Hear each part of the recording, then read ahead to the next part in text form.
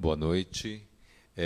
Para quem não me conhece, sou o Bruno Assami, diretor aqui da Unibis Cultural, e estou aqui para desejar boas-vindas a todos vocês nessa noite que é bastante especial, particularmente em função da convidada que a Mona nos traz. Queria fazer uma pequena introdução de quem nós somos, e para os que não nos conhecem, sempre é um prazer poder compartilhar o que nós pudemos idealizar, e nessa jornada de 3 anos nós estamos tentando sedimentar esse conceito dentro da cidade de São Paulo. Em 2015, a Unibis, que é a organização mãe, completaria 100 anos, e ela me deu o prazer e a honra e me convidou para idealizar esse centro cultural, onde pudesse ter um sentimento e um pertencimento a essa organização centenária sobre os desafios que ela entendia nas prerrogativas do desenvolvimento social para o século XXI.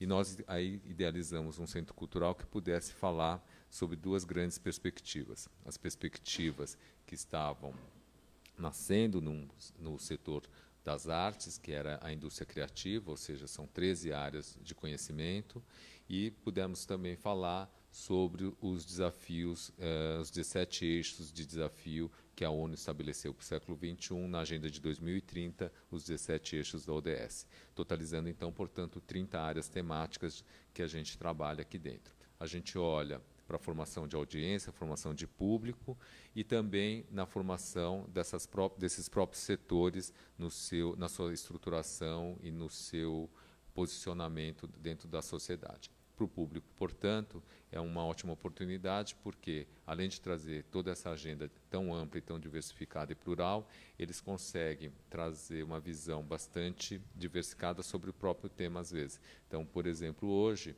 ele é um programa que se alinha a uma série de questões já históricas, porque o programa História Contada ele nasceu no primeiro momento do nosso nascimento, mas ele também está atrelado aos 25 anos que o ISA, o Instituto Socioambiental, um dos maiores órgãos representativos da questão indigenista no Brasil, comemorou essa mesma semana. Então, nós quisemos fazer exatamente também nesse amalgamento desse pensamento, em que uma organização tão representativa sobre o tema de relevância e tendo também uma pessoa tão engajada sobre esse setor e que está atrelada também a uma outra narrativa que a gente traz, que é a questão da comunidade judaica na sua relação com a cidade de São Paulo. O História Contada, encabeçado pela Mona, tive o prazer de convidá-la logo no primeiro momento, quando estava idealizando esse programa.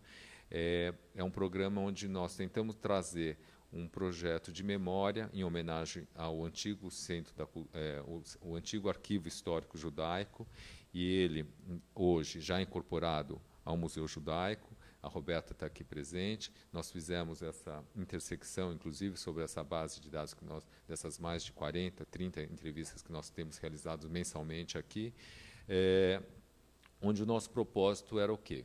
Era tentar evidenciar, né, pessoas que tenham traduzido esse sentimento de pertencimento e de cultura judaica no seu fazer e no seu empreender na relação com a cidade. Relação com a cidade não diretamente a polis São Paulo, mas o sentimento de construção e de pertencimento na nossa cidade, no nosso bem comum.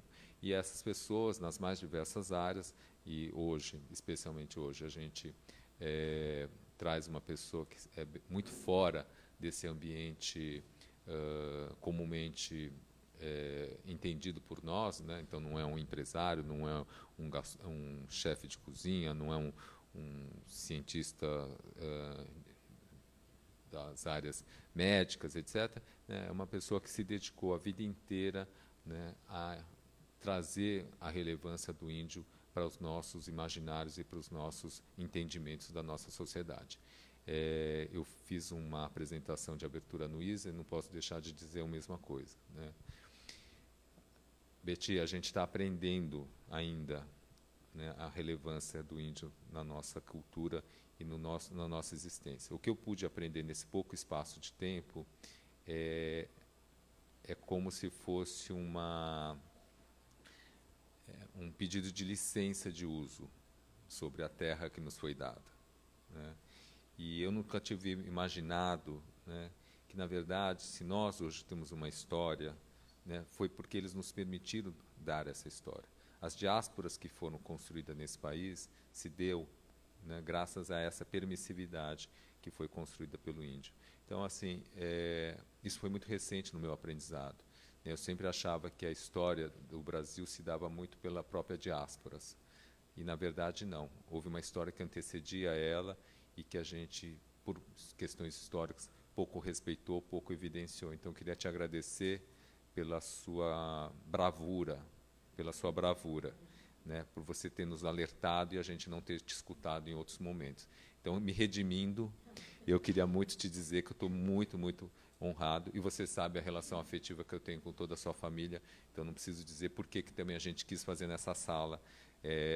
Não normalmente, Betty, só para você saber, o História Contada é feita num auditório, numa outra sala aqui. É uma sala toda madeirada, né? Mas hoje, especialmente... Estou ficando um pouco emocionado. Hoje, especialmente, a gente quis fazer aqui. Você sabe o quanto José e Guita eram pessoas da nossa mais tenra e delicioso prazer de convivência, né? E essa sala tem o nome deles, é uma homenagem aos dois. Então, por isso, muito obrigado por você estar aqui conosco. Mona, por favor.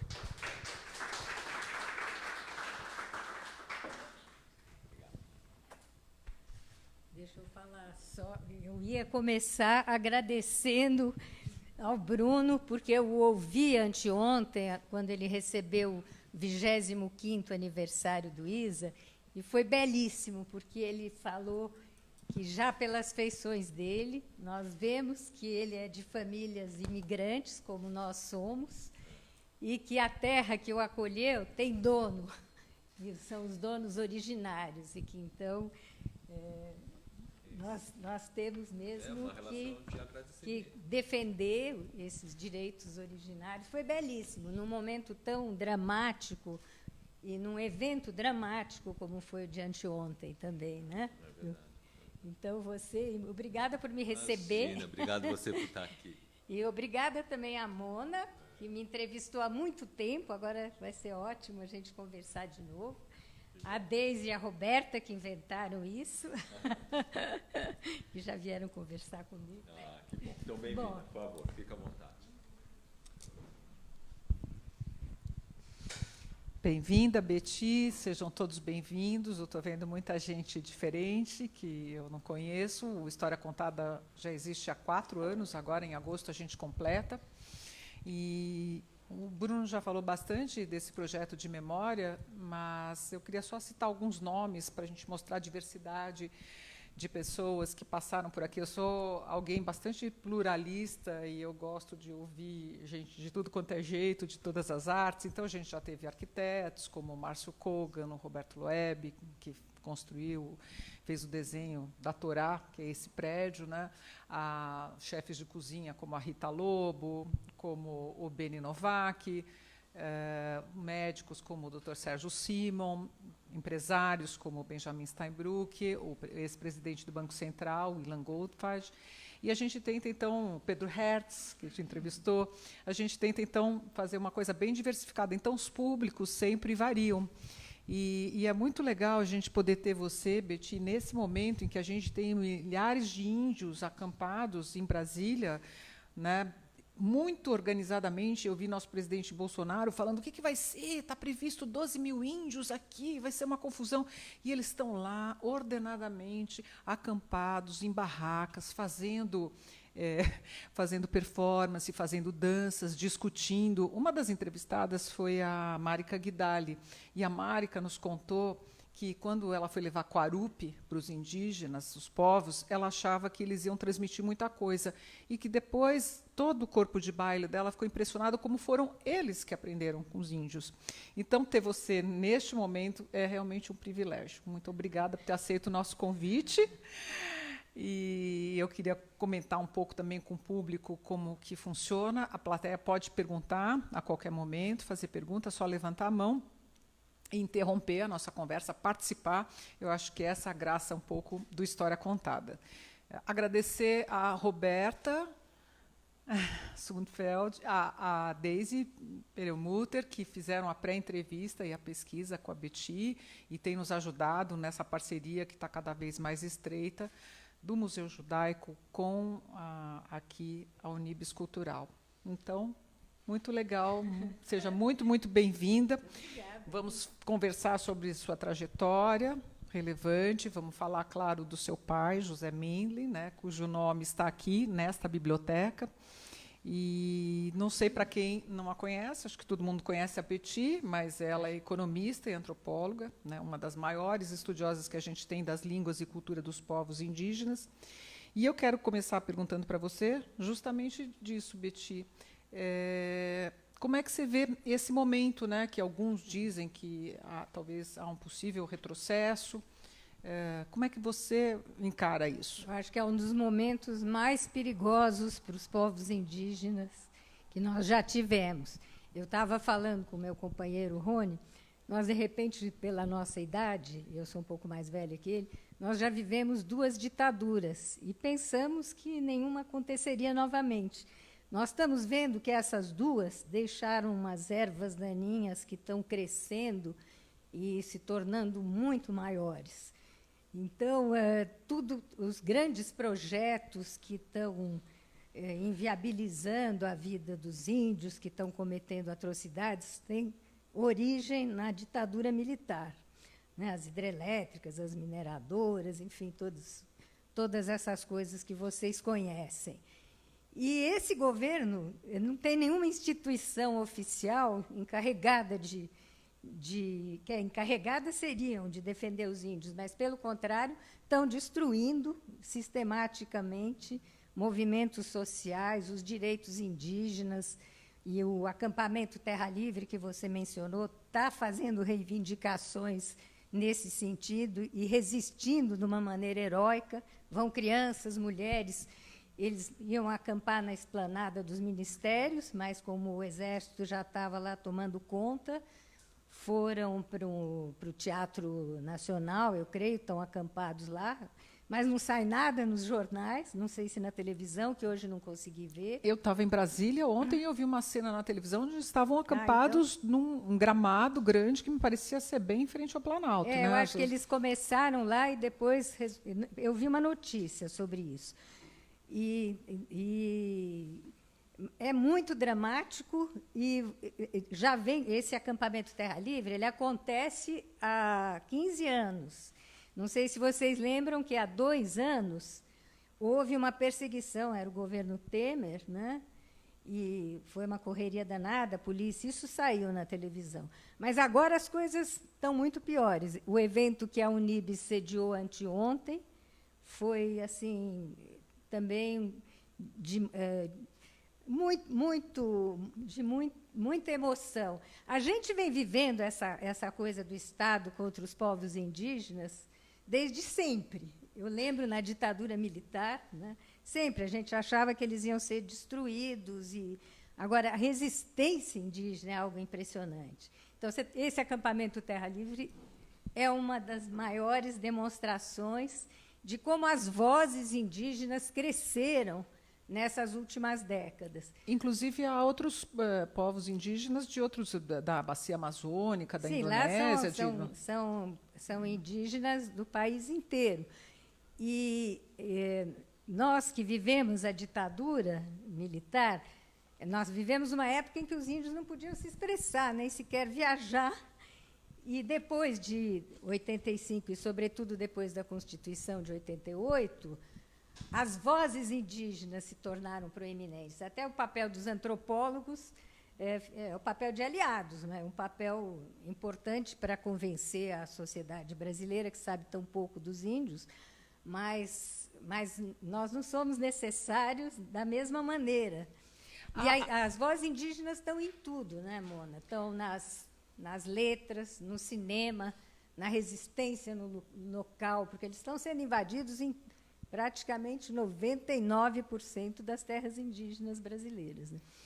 E há uma questão também que o Parque Nacional do Xingu estaria sendo retirado de uma esfera administrativa e passando para outra, né, do Ministério da Justiça. Não é só o Parque do Xingu, são todas as terras indígenas, porque a FUNAI, que era o organismo encarregado de estar ao lado dos índios e defendê-los, estava no Ministério da Justiça. Agora passou para esse ministério que ninguém sabe o que faz, né? Que é qual exatamente? Agora é agricultura, mas, enfim, tem aquele Ministério das Mulheres e de tudo que deveria ser defendido, está tudo junto. E o pior seria, então, é que as demarcações também não estão mais sendo feitas de acordo com a Constituição brasileira, garantindo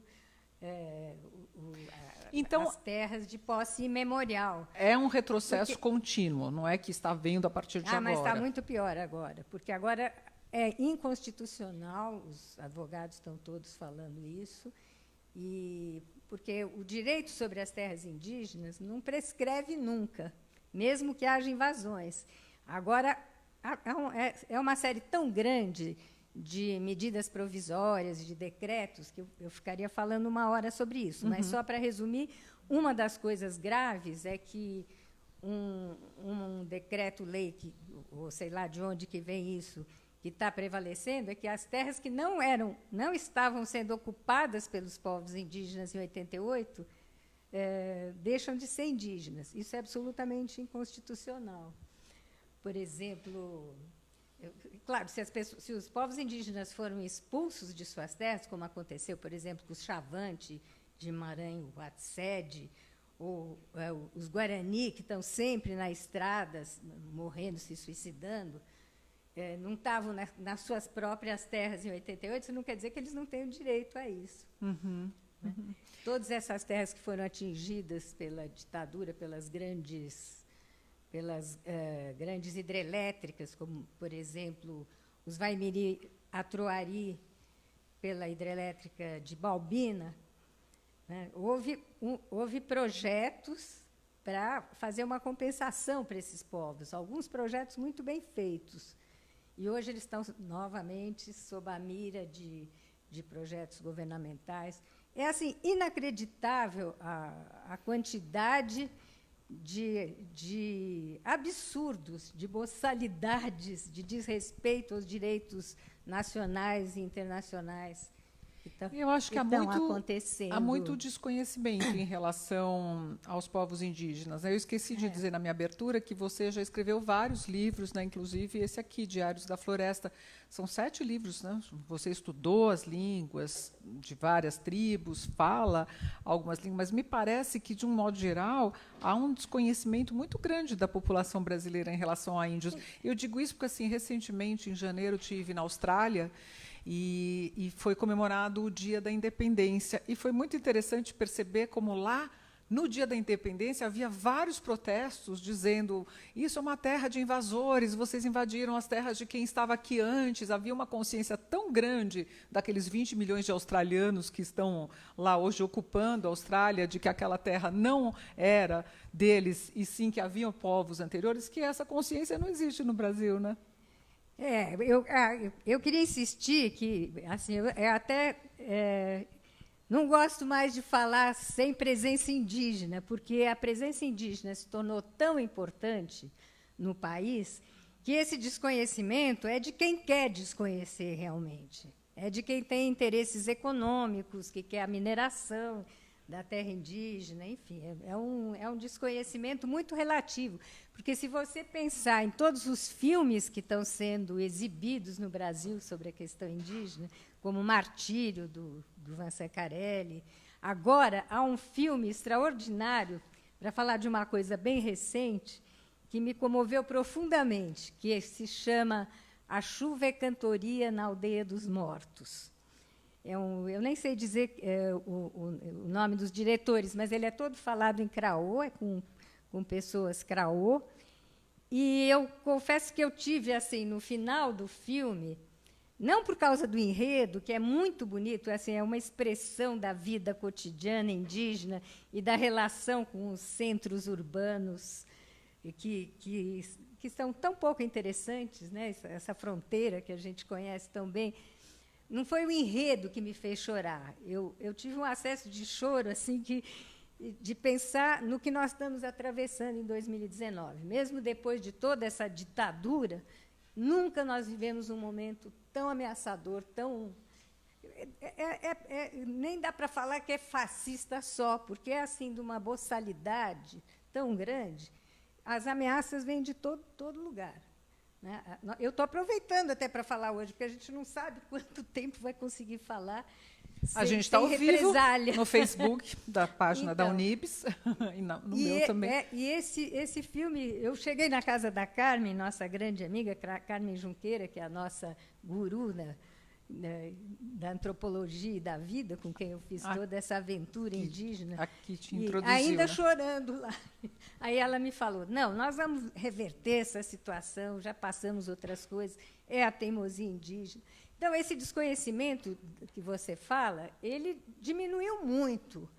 Primeiro que houve todos esses programas de ensino de história indígena, então os livros foram muito divulgados nas escolas, mas principalmente as vozes. Nós somos da época, né, o Roberto se lembra, que os índios não podiam ir ao Tribunal Russell. A viagem do Juruna, que foi o primeiro eleito indígena, foi um tento. Mesmo o Davi Yanomami, que foi um outro companheiro nosso, o Mauro Leonel, que levou o Davi para o Tribunal Russell em 88. Maravilhoso, eu acho. Davi. Então, mas tem muitas figuras indígenas incríveis. Então, essa expressão indígena é de uma força, e está nos livros, assim, o hall de filmes, de peças de teatro, que eu acho que a Unibes pode trazer muita coisa para cá, e os escritores indígenas, e coisas inéditas também. Eu tenho em mãos assim, muita coisa inédita. Para falar de coisa recente, por exemplo, os Tremembé do Ceará. Em 80, eu tive lá no 98. Nos anos 80, todo mundo dizia que não tinha indígenas no Ceará. Tem pelo menos 10 mil. Eles estiveram se apresentando no Instituto Moreira Salles, com a Marlui Miranda e com o André Memari, pianista. Foi uma beleza. E o que foi lindo foi o público. O público fazia o ritual do Torém. E ficamos todos em volta da sala, cantando com eles. Eles fizeram, eles têm uma bebida, mocororó, que é sagrada, e fizeram uma coisa similar, né? Foi uma beleza. E estava um pajé com quem eu trabalhei há 20 anos. Então, eu tenho muita coisa inédita. Então, esse aqui é um dos 7 livros, né? Olha, então, deixa eu fazer só uma observação. São poucos os meus livros que são meus mesmo, a minha autoria. Aí você está com os Diários da Floresta, acho que são o principal. Porque todos os livros que eu publiquei são de autoria indígena. Eu sou uma espécie de escriba. Você é um canal. Eu sou uma escriba, assim, secundária. Mas então, eu me maravilhei com o que eu estava Vamos começar ouvindo. a contar essa história, que é a sua história, Betty. Como você entrou nessa? Em que ano que foi? Quem foi que te levou para isso? Como é que você começou a se interessar pela questão indígena? Que eu entrei, assim, o interesse é já um assunto quase como o judaico, né? Mas nós entramos, o Roberto e eu, em 77, fomos trabalhar Roberto Gambini, Roberto né, que você está sentado aqui na frente, que você está que apresentando. já fez de tudo, cientista político, hoje é analista junguiano, né? Nós fomos convidados pela Carmen Junqueira para fazer um projeto nos povos paulistas, em torno de Bauru, de Tupã, e eram o Araribá, o Vanuíri e o Icatu, 3 terras indígenas. Nessa terra, os índios eram boias frias, explorados, e foram dias maravilhosos. Nós éramos 7, sem nenhuma experiência indígena nessa época. Que ano que era? 77. E a Carmen tinha recursos de uma fundação americana. Então, nós estávamos fazendo mesmo assim a utopia, né? Os indígenas trabalhando a própria terra, deixando de ser boias frias, programa educacional. Tinha uma educadora que tinha trabalhado com o Paulo Freire, a Clarice Mota. Então, foi a primeira experiência. Mas eu mesma era de uma enorme ignorância, mas foi um prazer imenso trabalhar com. Fomos expulsos dessa terra. Era 77, né? E eles hoje estão numa situação assim. E aí você não falava a língua, Não, língua deles, né? Como é que você foi aprender as línguas? Aí, depois dessa experiência, a Carmen Junqueira me convidou para fazer. Eu fui fazer doutorado com ela na Universidade Católica. E aí ela me convidou para ir ao Parque do Aripuanã, onde vivem vários povos. O Suruí e Paiter, que foram o povo que eu escolhi assim, do avião, o Cinta Larga, com quem ela trabalhou, o Zoró, com quem esse moço fez grandes estudos, né? Coisas maravilhosas. Mas fala para a Mona do nosso encantamento, quando a gente ouvia a Carmen nos contar como era a vida indígena. Foi assim que eu comecei a ir.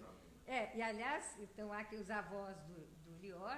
Eu estava esperando o pai do Lior, quando eu vi a Carmen falando no Tuca e dizendo que os índios seriam arqueologia, né, que estavam sendo ameaçados, que iam ser mortos. Eu fui atrás dela. A Ecléa Bos e eu fomos lá visitá-la, sem saber que nós éramos todas do SEBRAP. A gente não tinha percebido. A Carmen pôs uma fita contando um mito da origem dos homens brancos, entre aspas, né? A cobra, a moça que engravida de uma cobra. Foi um fascínio. Aí eu resolvi que eu ia fazer isso, eu estava procurando mesmo um assunto brasileiro. O que ela fala, até hoje, quando ela fala do mundo indígena, leva qualquer um. Comigo foi assim, com você, acho que também, né? Você quer falar, Roberto? A gente vem da Universidade de São Paulo, toda uma tradição cultural de alta qualidade. Eu fiz ciências sociais, a Betty fez economia, então estudamos os grandes autores, uma boa formação.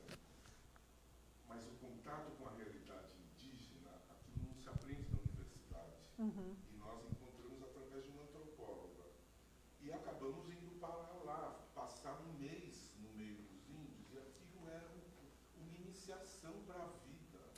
Quer dizer, como é que no nosso país há um modo de viver que é tão sábio, tão lindo, e a gente se engaja imediatamente na defesa que isso não seja destruído. A Betty foi fazer doutorado, eu fiz uma tese no Instituto Jung sobre a cafetização dos índios, e a gente se engaja porque esse é o Brasil profundo, né? Mas aí, como ter acesso a esses saberes que você está mencionando, que são tão diferentes e tão ricos e que tão distantes da gente? Não são mais tão distantes. São distantes. Nessa época, era bastante difícil ir para a Amazônia. E o Roberto e eu, em especial, nós tivemos o privilégio de conviver com povos que estavam começando o contato. O Zoró, eu queria ter ido para o Zoró no começo, mas o Apuena Meirelles, que foi o grande indigenista que nos introduziu a esses povos, ele disse que a gente não ia aguentar andar lá, e eu não ia aguentar mesmo. Então, eu acabei ficando com os Paiter. E foi mesmo uma experiência transformadora. Foi o que eu tentei transmitir nesse livro, que é Nos Diários da Floresta. Esse aqui. Porque eu queria justamente dar essa impressão que, quando eu falo, é mais difícil para mim, porque é um mundo assim que me toma de tal...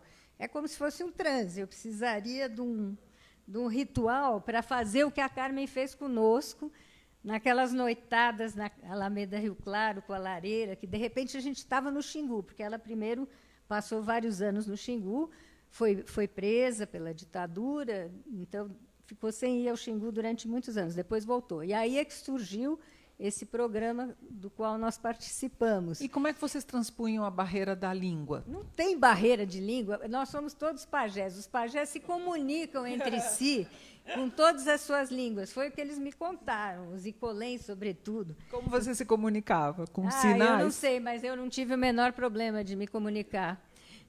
A Carmen dizia que eu era parecida com o Suruí, assim, que eu gosto muito de falar, porque os Paiter, muitos índios, eu me lembro os Nambiquara também, porque, no fim, a gente teve muitos povos, né?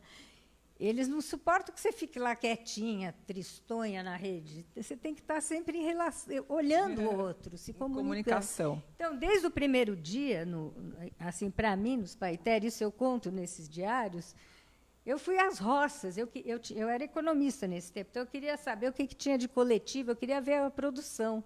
Imediatamente eu saí com um homem, nem pensei assim que eu estava indo com um homem. Eu estava indo para a floresta, sozinha lá. Porque o chefe de posto da FUNAI me ofereceu de nomear o chefe, que depois se tornou meu grande amigo, Itabira, para me acompanhar. Mas eu não sei por quê, porque eu sempre trabalhei sem método. Eu não tenho método com a oralidade, não tenho método. Eu fui fazendo, né? E eu não quis. Eu falei, não, eu quero fazer sozinha, sabe? Essa temeridade, porque era uma região violenta. Então, eu comecei a ir na roça com todos os homens. E foi muito bonito. Assim. Imediatamente, eles me viram como uma aliada. 3 dias depois, eu estava fazendo uma reunião política, na língua, sei lá como. Que idade você tinha? 35, eu não era muito... Eu era já bem madurinha, né? Já tinha dado aula em universidade, já tinha feito mestrado e tal. Casada, com 2 filhos. Já tinha estudado fora, em Cornell? Assim, tinha um... Era professora da Getúlio Vargas, da Fundação Getúlio Vargas. Eu dava aula de sistemas econômicos comparados. Eu estava lá procurando analisar o capitalismo, a Revolução Russa, a Revolução Chinesa, ainda não sabia de muita coisa. Ainda não tinha lido Akhmatova, Tsvetaeva e outras coisas. E da mesma forma que a Carmen Junqueira apresentou para o Roberto Gambini, para você, esse mundo, por que não? Você falou que eu tenho tanta coisa ainda para mostrar, por que não você fazer isso também, de disseminar mais ainda o que você conhece, levar pessoas para lá, promover esse intercâmbio? Levar já não é mais tão simples, mas eu acho que agora o mais importante é ouvir os próprios indígenas, porque assim, é o que o Roberto estava falando. Agora não é mais difícil. É talvez difícil ir para um povo isolado, embora também a gente vá. Eu estive bem perto, e não é impossível. Porque os madeireiros vão, os mineradores vão, o chefe de Estado vai e escolhe a dedo quem que ele quer falar, né, para cooptar. Enfim, hoje você tem avião, você tem internet, você tem satélite para saber. Naquela época não tinha. Hoje os povos indígenas estão aí, estão falando. Está acontecendo um abril indígena incrível no SESC. São 48 povos que estão representados em uma porção de eventos. Ainda há alguns. Eu devo ir sábado no Boteco da Diversidade, no SESC Pompeia, fazendo propaganda aí, que são índios de vários países. A força dos índios falando é muito maior que a nossa. Eu acho que... eu me sinto muito pequena diante do que eu ouço de cada... Esse pajé Tremembé que teve aí, são 500 anos de contato, né? 300, pelo menos, 1.600, sei lá. A força dele falar... Eu tive muito com ele em Fortaleza, em embates com prefeitos, invasores. Ele ficava quieto, analfabeto até hoje, né? Teve na minha casa e falou: eu não quero saber de celular, eu não sei ler e escrever, mas eu queria tirar fotografia dos meus amigos aqui. Aí ele queria celular. Então ele ficava quietinho até o último momento, aí dava uma aula de direito indígena, impressionante. Então é só querer que enfim, são centenas de nomes que estão falando sobre o que eles vivem, né? Esses Guarani de São Paulo que estão aqui encostados, é só ir.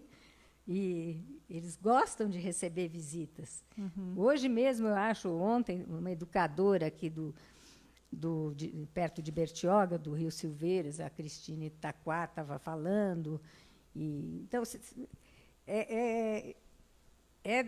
de fato, afirmar o direito à fala, à expressão e à defesa. São manifestações indígenas contínuas, né? Betty, você comentou na pré-entrevista para a Deise e para a Roberta que você percebeu que, acho que são os índios suruís, que na hora eles não se chamam pelo nome, mas pela relação de parentesco, e que você aprendeu muito com eles na questão de família, né, porque eles têm uma estrutura diferente. Explica para a gente isso.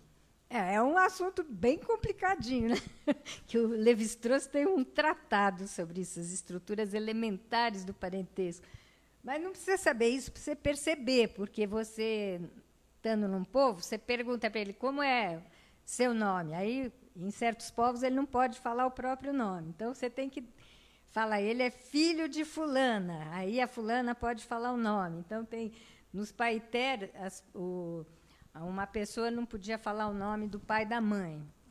Podia falar o nome dos irmãos mais novos, mas não do irmão mais velho. Então, as pessoas se chamavam pela relação entre si, que tem entre si. E essas palavras eu fui aprendendo. Meu irmão mais velho, meu pai, minha mãe. Aí eu tinha que descobrir, como num trabalho de detetive, qual era o sistema de parentesco. Quem podia casar com quem, por que as pessoas iam juntas à roça. No Zoró foi assim também, né, Roberto? Você... A sua noção de família ficou perturbada, sim, por esse conhecimento? Ficou um pouquinho alterada. Eu comecei a sonhar que eu tinha 5 maridos, por exemplo, e tinha um preferido sempre.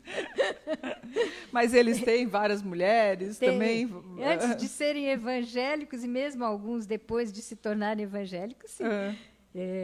Eles têm várias mulheres? Tem. Eu achei aí nos diários um trechinho que fala de dois narradores que felizmente estão vivos. Você quer ler? Eu não sei se eu vou achar aí, mas é que eles... um deles tem 5 mulheres. Eu acho que é o filho dele que tem 5 mulheres, que é muito amigo meu. Mas... Não, o que é bonito com esses 2 narradores, mas a Deise tinha escolhido um trechinho, né? Acho que está marcado ali tem uma dobra na página, se você quiser, onde a Deise marcou, não é isso, Deise? Tá, mas esse aqui... eu só estava falando desses 2 porque me deu saudade desses 2 narradores. E eu tenho visto eles muito. Vamos ver se eu acho. Enquanto ela procura, alguém gostaria de fazer uma pergunta? Porque eu fui emendando. Como eu te falei, tem que falar... não estou achando agora, não. Por que eles não podem dizer o nome? Essa coisa do porquê é meio complicada, porque são regras que organizam a sociedade. É uma transgressão. É quase como a gente não poder casar com um irmão, né? Só que as regras lá, as proibições de incesto, são diferentes das nossas, são até mais extensas do que as nossas. Mas tudo é assim, exatamente por quê? É difícil de responder, né? Até os tabus alimentares. Por que tem coisas que você não pode comer numa certa idade? Por que as mulheres não comem? Por exemplo, que coisas? Uma mulher que tem nenê novo, nos paiter, porque eu não estou falando os índios agora estão bravos, que não pode falar os índios, tem que falar...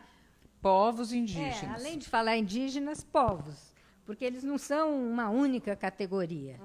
É meio difícil assim, abolir uma palavra, porque já tem toda a literatura. É como daqui a pouco não pode falar cigano, daqui a pouco não pode falar mulher. Então, mas como eles querem, a gente obedece, né?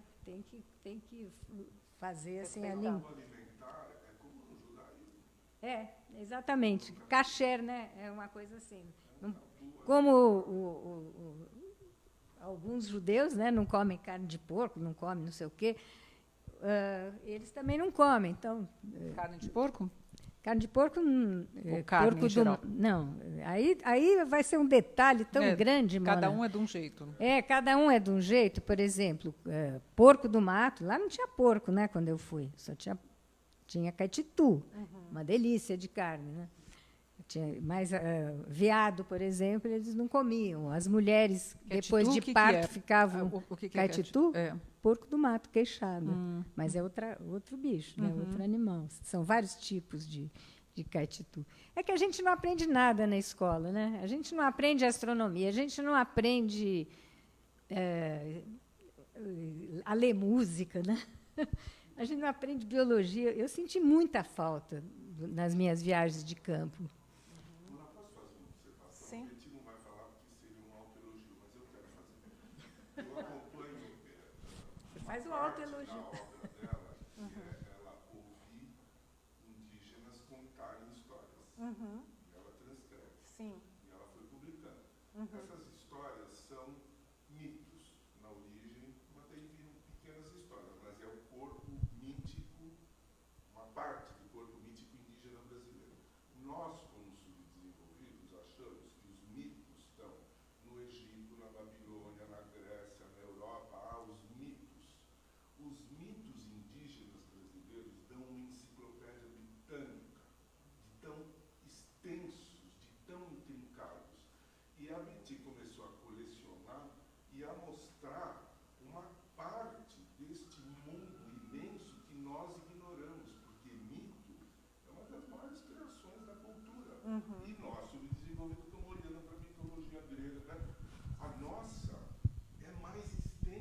Em qual dos seus livros que estão os mitos?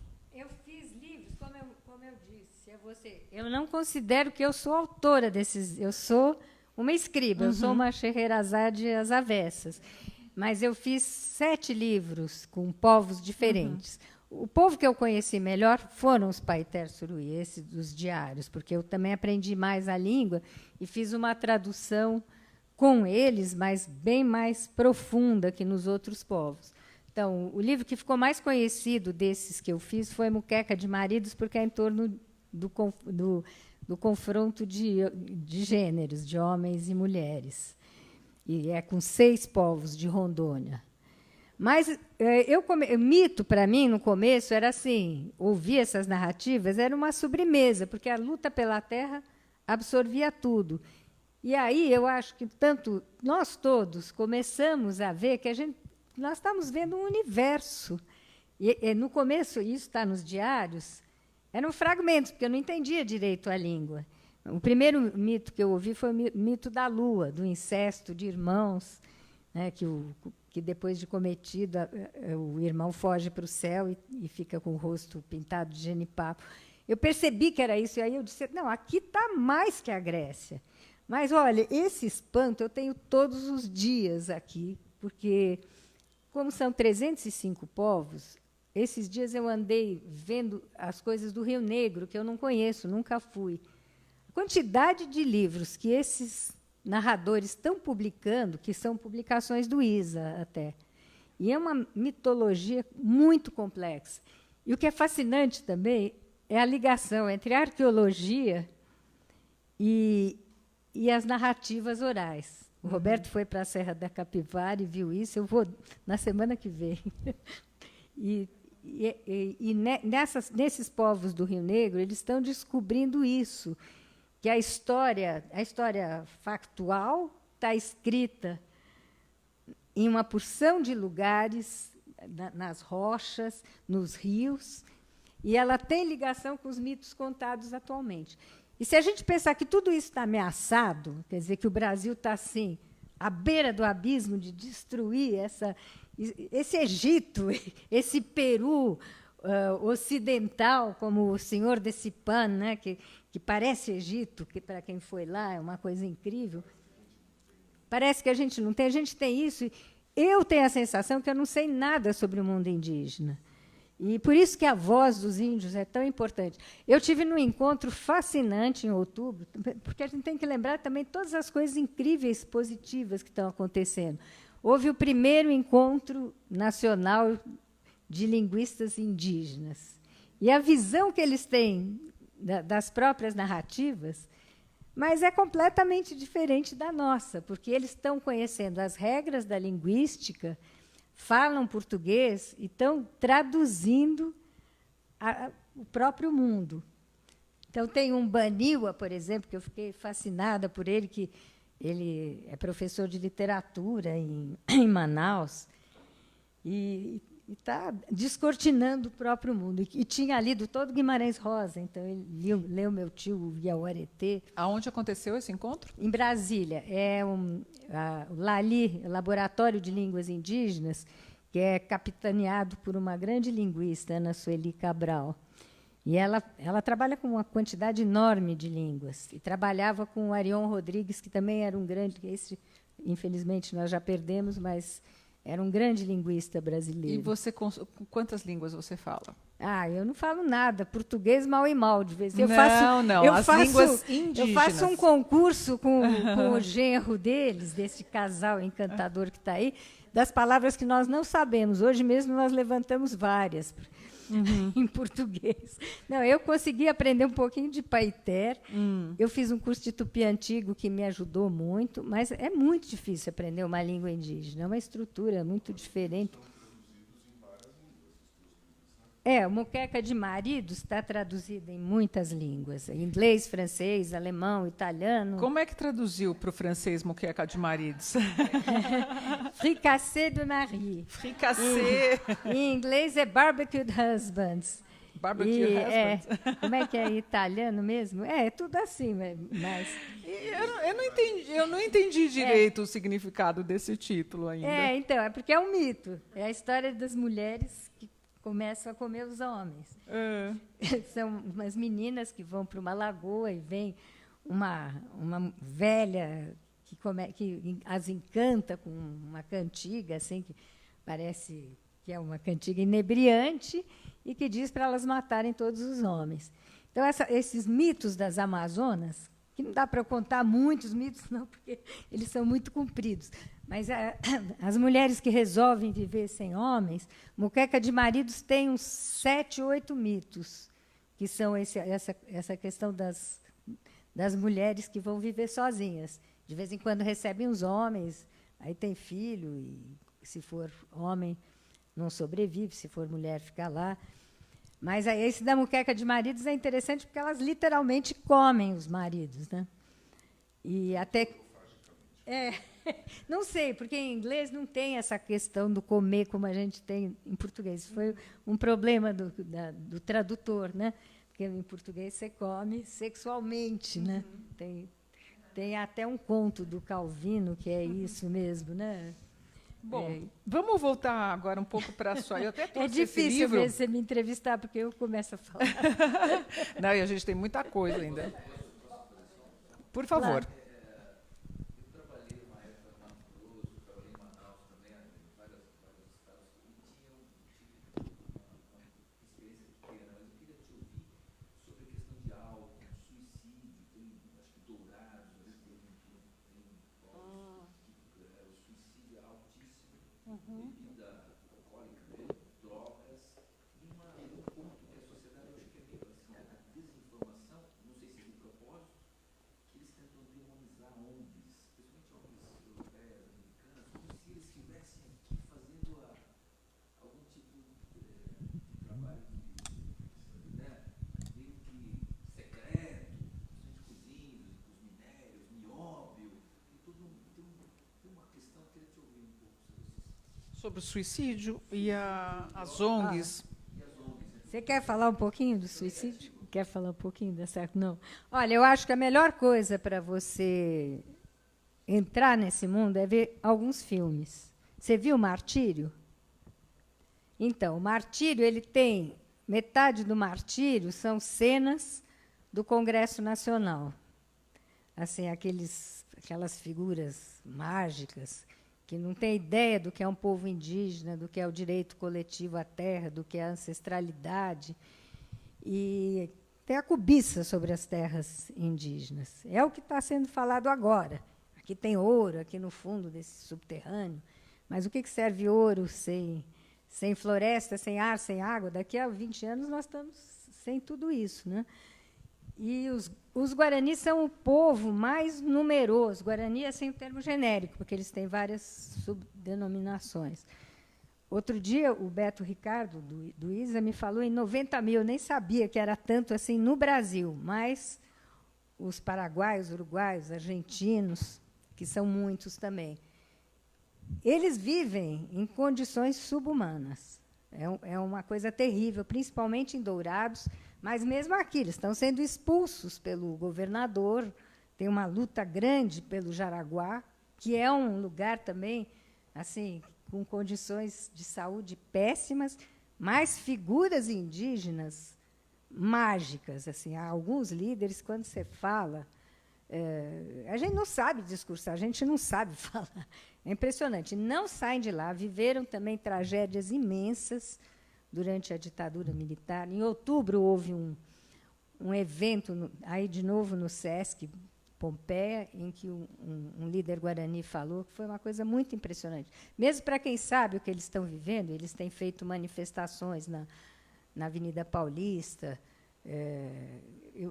Uma manifestação que eu fui, fiquei muito emocionada, porque eu desci do metrô, só tinha gente falando guarani.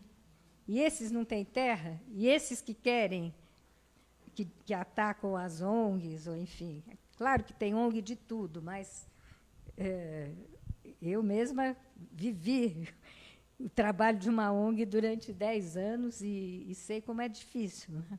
você trabalhar com muitos povos indígenas, fazer projetos de educação, de saúde, Mas de defesa. você continua bastante atuante ainda. Eu né? sou atuante de um outro jeito, porque as coisas ficam... De que jeito?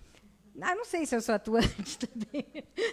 Eu acho que falar é um jeito de atuar, pelo menos, né? Mas eu acho que tem muito mais coisa. Estamos todos um pouco perdidos em como vencer agora. Nós estamos numa verdadeira guerra pelo mundo, que não é uma guerra pelos povos indígenas, é por nós mesmos, é pela terra. O que está acontecendo, e não é só no Brasil, mas no Brasil é muito grave, é uma destruição Da natureza. das condições de vida sociais também. Porque nós não estamos falando, porque isso é difícil de transmitir. Né? Se a gente fica 3 dias numa aldeia indígena, mesmo essas que estão já com muito contato e que já usam dinheiro e que, às vezes, têm até evangélicos, depois de 3 dias você sente uma coisa de afeto e de ouvir o outro e de cerimônias conjuntas que não sai mais da cabeça da gente. Eu acho que, nesse livro, eu consegui fazer isso para essa época, mas não é um livro muito lido.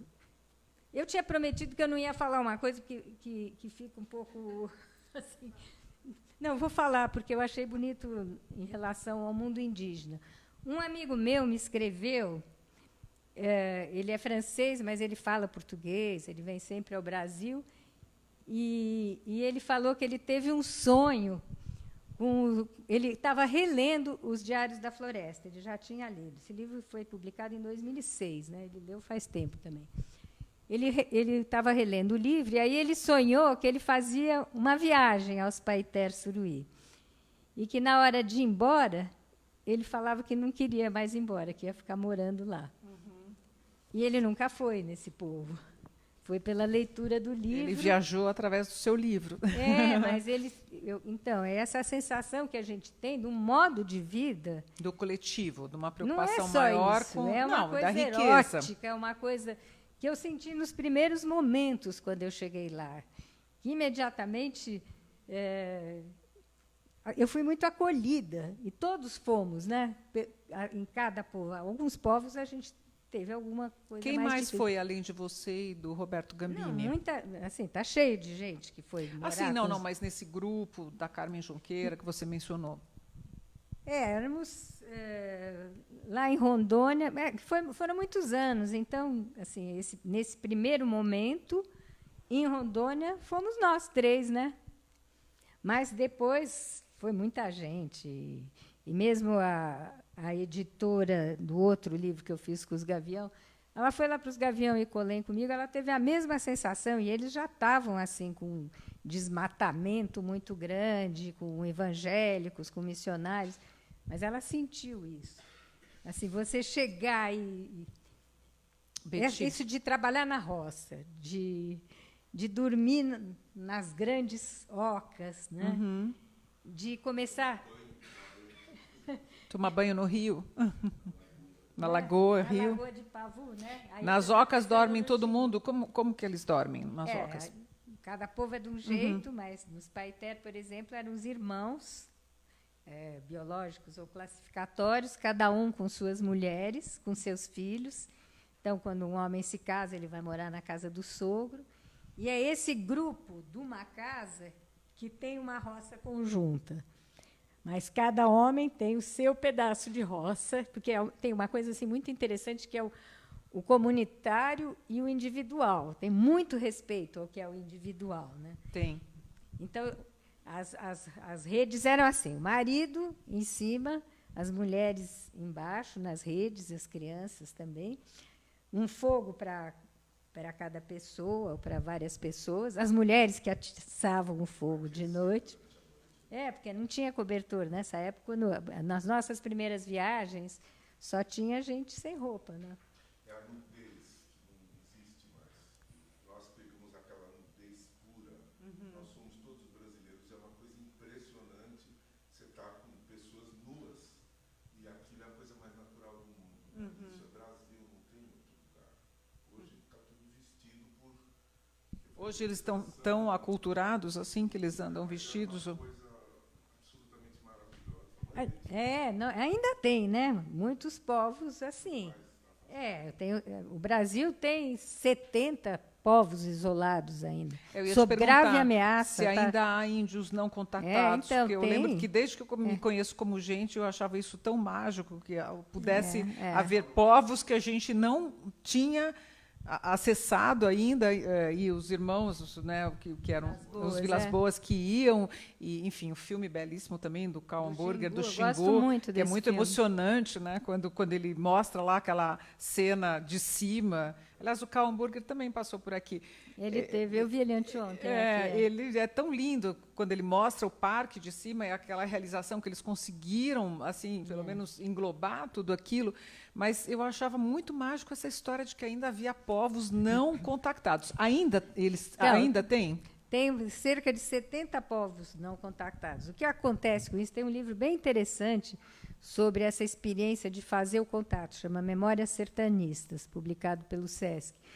É que todo contato, quando é feito, ele acaba em morticínio, porque os índios apanham as doenças nossas, a terra é tomada. O contato, até 87, a ideia do contato era você restringir a terra na qual os povos estão vivendo para que ela seja explorada pelos empresários, pelos que se acaparam das terras brasileiras, né? Enquanto que as terras indígenas são da União para usufruto dos índios, segundo a Constituição. Em 87, um presidente da FUNAI, um dos primeiros depois do fim da ditadura militar, o Sidney Possuelo, ele instituiu a política de não fazer contato. A ideia de que os povos isolados têm que manter suas terras para não sofrer esse processo. É difícil isso, porque sempre tem as invasões. Mas isso, até agora, vigorou bastante. Então, tem povos, você sabe da existência deles, ou pelos ataques, ou pelos outros índios, voos, pelos próprios vestígios. A terra do Zuruel-Uauau, que até foi antropólogo da nossa equipe, que demarcou junto com uma antropóloga da FUNAI, e tem um livro sobre isso, Zuruel-Uauau. Essa terra foi demarcada seguindo documentos históricos. Todos os lugares onde havia ataques, onde os Uruel matavam as pessoas que invadiam. E é nesse lugar que nascem todos os rios de Rondônia. É uma terra muito importante, 1.800.000 hectares. Está sendo muito invadida agora. A gente recebe telefonemas de professores indígenas desse povo, que tem contato muito recente, falando o que nós fazemos. Eles estão entrando na nossa terra. Eles são quem? Garimpeiros, madeireiros? Tem gente agora, eu li há pouco no Zuruel-Uauau, como era no Suruí-Paitera. É pessoal que faz assim, recorta a terra indígena no papel e vende lotes para colonos, por exemplo. 1.000 pessoas que entram. Sempre que havia isso, em alguns casos a gente conseguia, estou falando, os movimentos sociais, né, as organizações, inclusive as ONGs, que a polícia fosse lá, ou mesmo o exército, e retirasse os invasores. Isso tem se repetido, por exemplo, no caso dos Yanomami. O Davi Yanomami é um dos que mais falam sobre isso. Tem se repetido e as invasões retornam. Nós vimos isso num povo que eu amei muito também, os Nambiquara, também entraram, exploração de ouro entrou lá. Então, é difícil manter os povos isolados, mas é melhor do que fazer esse contato nocivo. E esse livro, por exemplo, mas há outros, é uma história oral não escrita ainda, essa história dos indigenistas que fazem esse contato é muito dramática. Às vezes eram pessoas que eles começam a se apaixonar pelos que vêm, né? Primeiras pessoas indígenas chegando e conversando com eles, e como que eles podem defender isso, impedir as doenças, demarcar as terras, é muito dramático. São grandes heróis. Um grande herói que a gente perdeu há pouco foi o Porfírio Carvalho, que criou 2 programas de compensação para as hidrelétricas. Um, do qual eu já falei, Vaimiri Atuari, que era a menina dos olhos dele, e que sofreram tragédias inomináveis na ditadura militar, massacre mesmo. Eles descrevem isso na Comissão da Verdade, isso está escrito nos anais. Quer dizer, tudo isso tinha que estar nas escolas, né? Ou pelo menos num público amplo. E com esse programa, que era financiado pela Eletronorte, quer dizer, houve uma coisa assim, ele conseguiu que já estava em 2000, já tinha o 1000º Vaimiri-Atuari, agora a população é bem maior, e se você sobrevoa ainda, é floresta. O outro programa dele era relativo a Tucuruí, era com os Paracanã, que também sofreram, foram mudados de lugar, foram transferidos para outras terras, morreram nessa transferência, como os Nambiquara também, foi a mesma coisa. Processo assim, incrível de destruição dos povos indígenas, sobretudo durante a ditadura militar, mas que continuou em grande parte. Quando a gente falou então, dos mas que não... só para falar dessa coisa do contato, tem um filme que eu recomendo a vocês que chama Paralelo 10, que é a história dessa relação com os dos sertanistas com os índios isolados, com 3 povos isolados. Esses povos isolados, a gente pode dizer que eles estão em alguma região? Sim, assim, em qual delas? Não, eu teria que pegar o mapa e ver, mas todos esses dados estão no site do ISA. Mas mais na fronteira? Assim, não, não é na fronteira, não. Esses aí são no Envira, no Acre, mas tem também no Amazonas, tem até em Rondônia ainda tem povo isolado, tem em todos os lugares, no Rio Negro tem. Dizem que até no Aripuanã ainda há, até onde a gente trabalhou, em Mato Grosso e Rondônia. Não, são mapeados. E mesmo na nossa equipe, nesses anos em que a gente trabalhou sobre a pavimentação da BR-364, muitos foram descobertos em lugares onde as usinas iam ser construídas. Agora, todos esses povos estão ameaçados por projetos, por desmatamento, por estradas, por hidrelétricas. Tapajós vai ter não sei quantas hidrelétricas, assim, como aconteceu o Belo Monte, né, que é a mais conhecida. E tem romances também sobre essa coisa do contato. Tem um romance do Ferreira de Castro que eu descobri que é muito interessante, chama Instinto Supremo. E tem um desses que estão nesse livro dos sertanistas, que fez também um romance sobre o contato dos Panará, mas sem dar o nome dos Panará, que também foi uma tragédia enorme. Um filme recente sobre índios isolados, também muito bonito, é o Piripcura. São 2, 3 remanescentes desse povo. Você tem que montar um festival aqui, Betty. Pois não é, porque fica difícil para a gente catar um filme aqui, legal, um acolá. Assim, mas é legal, junta tudo isso. Esses filmes estão na televisão, Martírio Toda Hora, Curumbiara, que é sobre... Porque esses são da região onde eu trabalhei, né? Então, são só meus companheiros que estão nesse filme. Curumbiara está sempre na televisão. O Ex-Pajé também está na televisão. O Ex-Pajé é o personagem principal dos Diários da Floresta. Em qual canal? Você disse que está sempre na televisão. Eu não sei, de vez em quando passa, não passa, passa no cinema, passa no... Agora, eu acho que essa semana estava passando em cinemas mesmo. Esse filme foi super premiado, mas esse não é sobre os isolados. Esse é sobre os Paiter. Esse é um documentário. É sobre os Paiter hoje evangelizados. Muito interessante.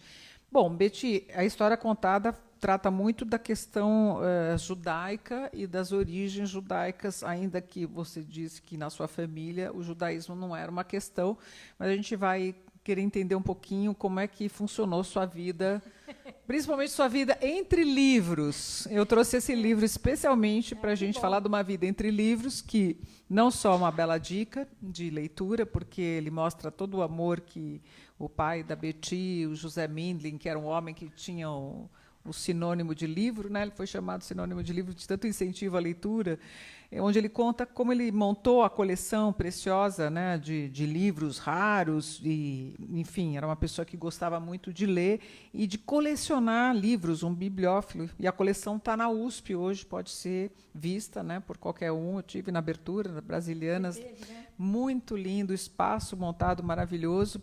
E queria saber para você como é que foi, né, viver nessa casa cheia de livros com seu pai. Ele incentivava vocês a ler. Você tinha acesso a esses livros raros que ele comprava nos sebos. Estou achando engraçado, né, Roberta e Deise, que elas passaram 2 horas conversando comigo sobre como ia ser essa entrevista. E foi completamente diferente. Né? Não, é muito bonito. Eu não era uma biblioteca, né? Era a nossa casa.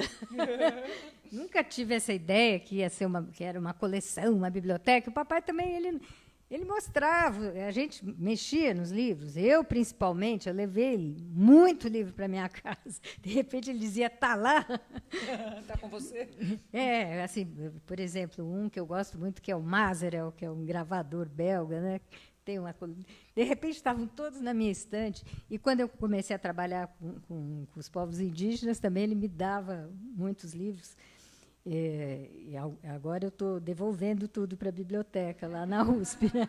Mas era antes da doação, né? Porque ele me deu... Ele lia poesia em voz alta, ele conta isso nesse livro. Né? Quando fizeram um filme lá para a biblioteca, você viu que é engraçado que todo mundo está sempre com o livro na mão, até na piscina. Né? Até na piscina, era um filme. O papai nos contava muita história, mas a minha mãe também lia muito. Toda a família era de leitores. É engraçado, porque eles eram filhos de imigrantes. As irmãs da mamãe liam muito. Eu li muita coisa na casa das irmãs da minha mãe, que não eram assim, algumas não eram intelectuais. Mas de onde que vem essa ideia do livro, né? Essa ideia judaica de que antes de ser criado o mundo, existia um livro que dizia que o mundo ia ser criado. Mas papai não tinha essa ideia, não. Ele gostava de livro, todo mundo lia, a gente lia muito. Não tinha televisão também, era uma vida muito mais caseira. Os meus pais não eram assim... Eles não tinham um círculo grande de amizades. Meu pai mudou muito depois que meu tio mais velho, que era o homem famoso da família, o Henrique Mindlin, um grande arquiteto, e que era uma figura maravilhosa, assim, eu adorava ele. Depois, meu pai ficou muito mais saidinho assim, para aparecer. Ele foi secretário de Cultura, né?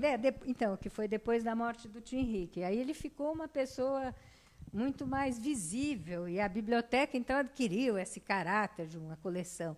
Mas em casa não era. Aquele livro era a coisa mais normal do mundo. Né? Mas o papai me levava muito para comprar livros. Eu acompanhava eles, papai nas viagens ao Rio de Janeiro, que ele tinha que arrumar a licença de importação para fazer a fábrica Metal Leve. Né? E a gente ficava nas livrarias, lembra assim, do cheiro dos livros. Eu ia num livreiro que sempre me dava livros de presente. Eu tenho ainda alguns deles caindo aos pedaços, mas, por exemplo, eu li todo José de Alencar. Com 10 anos de idade, eu estava lendo As Minas de Prata, cenas terríveis. Né? Walter Scott, que agora eu reli, é um autor atualíssimo, é incrível. Assim. Ele falou, eu tive o prazer de entrevistar seu pai, né? Eu hoje penso que privilégio, porque eu tive um programa de literatura durante 6 anos no Eldorado. E inicialmente nem era um programa de literatura, era um programa de incentivo à leitura. E como seu pai sempre foi um grande incentivador, eu falei, ele tem que ser, mas eu não tinha coragem de entrevistá-lo. Eu falei, gente, eu não vou ter um cabedal para poder entrevistar o José Mindlin. E fui enrolando. Até um dia a entrevista caiu na minha mão. Eu falei, Mona, não tem mais jeito. Agora eu preciso entrevistar o José Mindlin. E ele foi tão bacana como ele é nesse livro, né, onde ele parece uma pessoa muito simples. Ele falou, olha, Proust, por exemplo, é difícil de ler Proust. Eu falei, nossa, eu fiz escola francesa. Eu li muitos autores franceses, me vanglorio disso, e Proust eu nunca consegui ler. Eu falei, você leu? Aí ele falou, olha, é difícil, Mona, mas assim, eu li 4 vezes, só na 5ª vez eu consegui. Eu falei, ufa! Ele falou isso. E ele fala isso nesse livro, é tão bacana, mas eu estava lendo aqui um pouco antes de você chegar, fazendo uma chamadinha, e eu queria ler um pouquinho como ele mostra que o prazer com o livro dele, e isso acho que ele exemplifica muito o que é a coleção. não é só pelo conteúdo, pela literatura, mas é tudo que o livro envolve. Então, se vocês me permitirem, eu vou ler esse trechinho rapidinho aqui. Um prazer sensitivo. Além do conteúdo, edição, encadernação, diagramação, tipografia, ilustração ou papel, o livro exerce sobre mim uma atração física. Não me satisfaz ver um livro numa vitrine sem poder pegá-lo. Minha tese é que a gente deve poder tocar naquilo que gosta, sentir objetos e pessoas. Gosto de artes gráficas, embora meu conhecimento seja empírico. Mas, convivendo com o livro a vida inteira, lendo coisas sobre tipografia, diagramação, ilustração, visitando bibliotecas, estudando catálogos e bibliografias, conversando com amigos que também gostam de livros, a gente naturalmente acaba aprendendo alguma coisa. Chego a pensar se não terei sido gráfico numa encarnação anterior, ou se serei numa encarnação futura. Isso era bem ele. Ele fez muitas edições, né? Ele tinha loucura, publicou muita coisa. Desde a revista de antropofagia. De coisas que ele gostava. Coisas que gostavam, ou pessoas que queriam publicar. Ele era jornalista, né? Que eu não sabia ele que ele foi conta jornalista nesse livro. menino, né? Ele dizia que aprendeu a escrever como jornalista. Ele conta isso aí, né? E ele é muito, muito natural no jeito de escrever. Então, quando você olha assim, você vê aqueles livros raros que aqui mostra, facsímile. Mano, eu vou te dar uma ideia de uma outra matéria que você faça, que vai sair um livrinho de entrevistas do papai, feitas pelo Zé Carlos Sebe Bomei. E eu li muitas vezes enquanto o Zé Carlos estava fazendo, mas eu reli agora para fazer uma notinha introdutória, e assim, é muito comovente. Tem um enredo, e aí ele fala muito, é todo em torno da biblioteca, mas da vida dele. Então, quando sair esse livrinho, aí você... Uma coisa que ele contou na entrevista, e ele conta aqui também, é que ele, na época, não tinha Google, não tinha internet, então os sebos e os livreiros não sabiam o preço uns dos outros, e que ele não tinha dinheiro inicialmente para comprar, que ele começou a comprar desde menino. Então, ele ia numa livraria, num sebo, e percebia que o livro estava custando X. Aí ele ia na outra, custava 5x. Aí ele falava, tem 2 livros, um lá que custa muito mais barato e um lá que custa 5 vezes mais. Aí ele comprava, vendia para o outro, e assim ele foi fazendo um capital que foi permitindo ele aumentar a coleção. E é muito legal isso. Agora não existe mais isso. Imagina, né? Hoje em dia, na era da internet. Mas ele mesmo, nesse último livrinho, ele fala que os livreiros começaram a descobrir o truque. O truque dele, mas eu ri tanto quando ele falou isso. Eu falei, gente, mas que incrível, né? Porque que dom, né? Porque ele tinha 13 anos, 12 anos. Pois é, menino. O bar mitzvah dele foi com esses livros. Nisso, né? E aí ele conta que os seus avós vieram de Odessa, foram para Nova York, se encontraram lá, depois se reencontraram, casaram, e ele já é nascido aqui no Brasil. Todos eles nasceram aqui, os 4. Mas conta pra gente como é que foi, além dessa, a gente já viu se teu pai já desde pequeno lia, suas tias e tios, vocês nasceram dentro de uma casa que lia, e a gente sabe que o hábito da leitura ele vem de você ver o exemplo da sua família que está lendo. E vem de contar a história também, né? Ele contava muita história. O nosso neto já está lendo livrinho com 9 meses. A mãe dele, que é filha deles, eu acho isso genial. Ela pega o livro e ele fica manuseando na hora de dormir, e ele vai acabar lendo. Mas que bom, você sabe que tem muito... Os grandes escritores tem muita criança que faz assim nas mesas, que é acostumada a correr a tela. Né? Então... não sei, também tem isso. Mas... fala.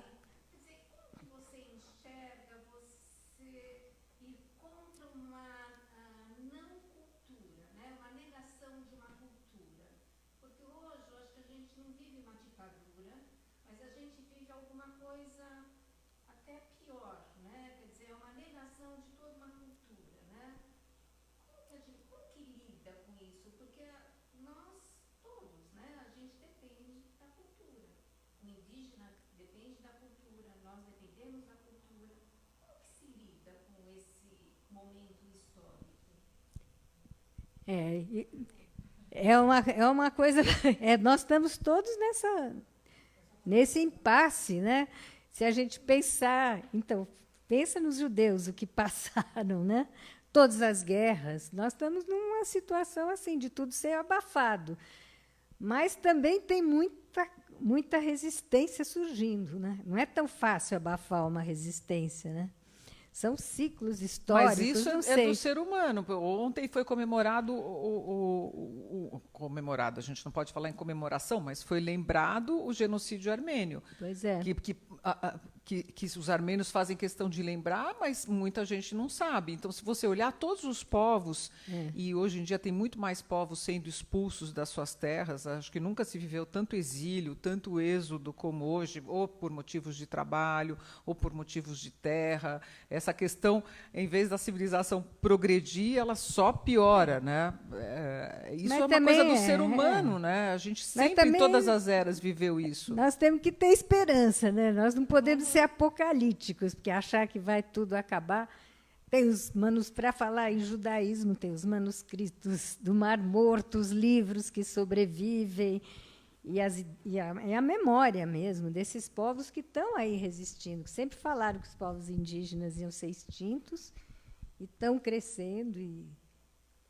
Betty, a gente voltando às suas origens judaicas, você não foi criada numa casa religiosa, né? E você disse na pré-entrevista que, na verdade, o que seu pai, vindo de pais russos, e que, inclusive, recebia muita gente, né, da Rússia aqui, artistas, Ana Pavlovna e outros que chegavam aqui, passavam pelo Brasil, ele tinha uma identificação com o comunismo, e com a esquerda, e com o coletivo e tal. E dentro dessa identificação, eles não queriam se adaptar no Brasil, né? A ideia era se adaptar e não cultuar as origens judaicas, a tradição. Não é isso? Quer dizer, o que vocês festejavam? Eles fugiram, né? Eles fugiram da Rússia e lá da minha mãe, os avós, meus avós. Mas antes da Revolução Russa, eles fugiram do czarismo, do serviço militar, dessa coisa toda. E tinha sempre algum parente que já tinha ido. Na família da minha mãe tinha os caixeiros viajantes, na do meu pai também tinha um. Então, eles tinham simpatia pelas ideias revolucionárias, mas eles não viveram o stalinismo, nem a Revolução, se bem que a minha avó desceu aquelas escadarias de Odessa. Ela fugiu de casa com o irmão mais novo para se juntar às manifestações. E quando eles foram para Nova York e depois de lá vieram para cá? Primeiro eles vieram para cá, né? Depois foram para Nova York, aí e resolveram mudar para os Estados Unidos. Aí o navio em que eles estavam foi afundado pelos alemães, foi quando meu pai nasceu, tinha 1 mês, 14. Aí eles resolveram ficar no Brasil para sempre. Mas passaram pela Suíça. Então, tem várias histórias na família, de uma irmã do meu avô que atravessou Trigás e a Europa inteira com 2 meninos pequenos. Essa tinha um amor revolucionário. E eles falavam russo? Papai aprendeu russo com os primos que vieram. A mamãe não falava, não, porque também o pai dela era da Bessarábia e a mãe da Letônia. E a mamãe perdeu a mãe muito cedo, mas ela falava alemão com a mãe, não ídish. Uhum. A minha bisavó que falava ídish, mas para mim isso é um mistério, porque ninguém mais falava ídish na família. Mas o ídish, ele é um... Não, mas a literatura ídish é um dialeto tem de famílias alemão, que né? falavam muito. E tem um certo renascimento. Quando eu cheguei na Alemanha, eu vi que eu entendia alemão. Eu fui me surpreender, porque, na verdade, eu ouvia o ídish. Então, eu ouvia o ídish. Você é judia, então, né? Sim. A gente nem pensa em perguntar se a pessoa é judia, né? Meus avós eram da Bessarábia. Está aqui Bessarábia, meu tio, então. que é brasileiro, já como... nascido no Brasil, mas o pai dele veio da Bessarábia também. Mas, Betty, assim, voltando à questão, que eu acho tão interessante isso, porque as pessoas que vieram antes da guerra realmente são judeus que se aculturaram de uma forma bem, bem intensa. E hoje você tem um filho religioso, né? Como é que foi isso? Sei lá, precisa perguntar para ele o que aconteceu com ele. Esse retorno. Muito mistério para a minha cabeça, né? Mas a família dos meus pais e avós não eram religiosos, que eu saiba, assim. Eles eram perseguidos, então viviam, em parte, né, a minha avó paterna, a quem eu fui muito ligada, eles não moravam num bairro judeu, eles moravam num bairro protestante, então escaparam de vários pogroms, mas da família do meu avô paterno, sim, então eles faziam barricadas contra os pogroms. A minha tia-avó me contava isso. Mas não creio que a religião fosse... Assim, eles não passaram isso para nós. A história da família é muito apagada. Acho que esse pessoal chegava aqui... Mas, por exemplo, você tem irmãos, né? Tenho. Eles fizeram... Vocês são em quanto? Nós somos 4. Eles fizeram bar Não, mitzvah? não, só tem um irmão homem. Não fez, não. Não fez? Não, e casou na igreja. Uhum. Então, ele nem fez bar mitzvah, casou na igreja, depois teve filho e batizou, não fez... Não, os não fez filhos bar mitzvah, dele, tecnicamente, não são judeus, né? porque a mãe não é judia. E os seus filhos... Você teve vários casamentos, né? O primeiro foi judeu, né? Os outros não. Uhum. E aí os filhos... Aí Não, o meu filho, que é esse religioso. A minha filha não é, mas não sei o que ela pensa também. Mas ele não é religioso da forma como a gente não é ortodoxo, ele é um estudioso. Uhum. Então é alguma coisa diferente. Mais ligado à cultura mesmo, à cultura e à tradição. Vocês liam livros de autores como Bashevis Singer? Eu li muito. Eu não sei se o papai leu, não, mas devia ter lá. Mas porque eu descobri tardiamente essa literatura toda. Com quem você descobriu? Sozinha, sei lá. Quem foi seu Eu lia primeiro tudo, marido? né? Desculpa Foi o perguntar. Celso Laffer, que é o pai dos meus filhos. Ah, tá. E ele é judeu. Uhum. Mas ele escrevia sobre judeus. Quando eu comecei a namorar, quando nós começamos a namorar, ele estava escrevendo sobre o judeu em Gil Vicente. O Dibuk eu li por causa dele. Mas o entusiasmo que eu tenho pelo Dibuk é bem posterior a esse entusiasmo que eu tenho pelas coisas fantasmagóricas, pelo mundo cigano, inclusive pelas Mil e Uma Noites. Agora, o Singer e os irmãos dele, o irmão e a irmã, que foi muito abafada, mas é uma escritora importante, eles foram assim fundamentais para eu descobrir um certo veio judaico. Porque quando eu li o Singer, eu já estava... O Bashevis Singer? O outro Singer também era meu amigo, Paulo. Mas eu já estava fazendo trabalho com os índios, então eu vi muita semelhança entre os tétulos. Eu tenho fascínio pela história dos tétulos. Que são as E pequenas aldeias judaicas que existiam na Europa. Eu falei para para Roberta e para a Daisy, né, porque é um escritor que aqui eu não vejo muitos leitores dele, que é o David Bergelson. Tem uma assim, fascinação. O Roberto viu umas pagininhas que eu escrevi sobre esse romance, né? Qual romance? Os romances. São vários. Ele tem um que em inglês chama Descent, que é muito... que era muito o universo da minha primeira sogra, né? Porque ela também viveu num shtetl. Mas nunca a gente conversava dessas coisas, né? Esse livro do Bergelson, que eu mais gosto, ele tem vários títulos, assim. Em italiano é La fine del canto, em inglês é When All is Said and Done, em francês é Une tragédie provinciale. Imagina, são conceitos completamente diferentes. E é uma mulher rebelde que vive num shtetl. Mas ele foi traduzido, esse autor? Esses romances, não. O Jacob Ginsburg publicou muitos contos dele. Mas eu não sei por que ninguém traduz esse homem, que é famosíssimo. Ele era comunista. O nome dele? Bergelson. Bergelson. Mas Aliás, esqueci ele é de mencionar, o famosíssimo, Jacob Ginsburg nos deu uma bela entrevista aqui Nossa, também. o Jacob era maravilhoso. E todas as entrevistas estão no YouTube, acessíveis para qualquer pessoa, tá? Relembrando. Eu acho que a Roberta queria fazer uma pergunta. Depois de entrevistar você na sua casa, escutar você falando, você várias vezes fala, olha, a minha família não era judia no sentido religioso da palavra, mas a gente prezava valores como justiça social, liberdade, que são valores muito judaicos. E agora me veio uma outra imagem na cabeça, que é o judeu é considerado o povo do livro, né? E a biblioteca que vocês tinham revela também isso. Então, de alguma maneira, ele é presente na sua vida, na sua formação, talvez do ponto de vista cultural, muito Eu creio que sim. Meus avós paternos, eles fundaram o Lar dos Velhos, né, que existe até hoje também, onde muitos judeus intelectuais foram morar. E eu lembro das festas no Lar dos Velhos, mas era uma coisa um pouco estranha para mim, porque os meus pais eles não passavam assim uma coisa positiva. Eles festejavam as festas mais Não o festejavam, Ano Novo, Rosh Hashanah, não, Pêssar, que acabou de nada, acontecer. só no Lar dos Velhos. Mas não era uma festa nossa, a gente ia, mas não fazia muito sentido, né? Que escola vocês frequentaram?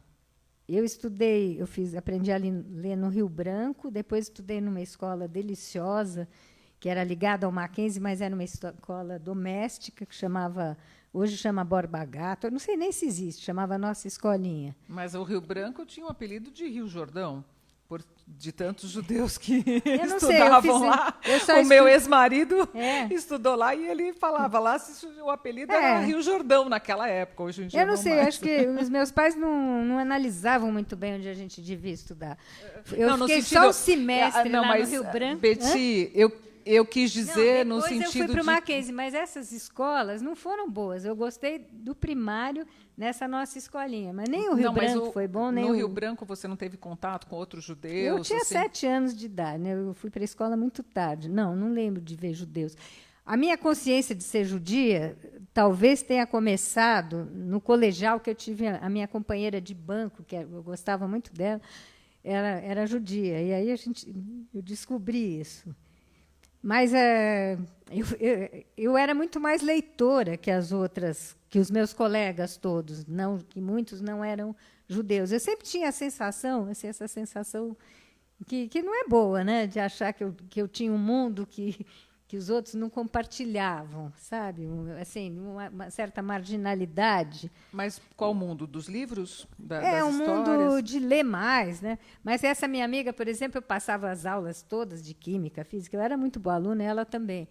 Mas eu ficava contando Quem Balzac, ela chamava Ilza Veltman, de solteira, e ela faleceu, ela foi mulher do Rudolf Hutzler, que ainda é médico, que de vez em quando a gente vê. E aí eu ficava contando a comédia humana para ela a aula inteira. Aí, de repente, descobri que ela era judia e a gente falava disso, mas era uma coisa um pouco estranha, assim, que houvesse outros judeus. Mas eram muitos, no Bandeirantes. Você fez Bandeirantes também? Eu fiz o colegial no Bandeirantes. Uma porção de grandes amigos meus, Celso Bianco. E mesmo os movimentos juvenis que tinham, vocês não frequentavam? Eu só fiz o movimento do Petróleo é Nosso. Dada a minha antiguidade, era essa época, né? Juscelino e tal. Acho que teu pai já era assim, né? De não frequentar muito a comunidade. Não, mas o papai defendeu muito os refugiados, ele fundou a CIP. Então, ele tinha uma lealdade ao mundo judaico, mas ateia, né, quase assim, até e tinha poucos livros judaicos. Ele fala isso, acho que nesse outro livrinho. Nem a Bíblia tinha uma bibliazinha muito chinfrim, e tinha um Corão.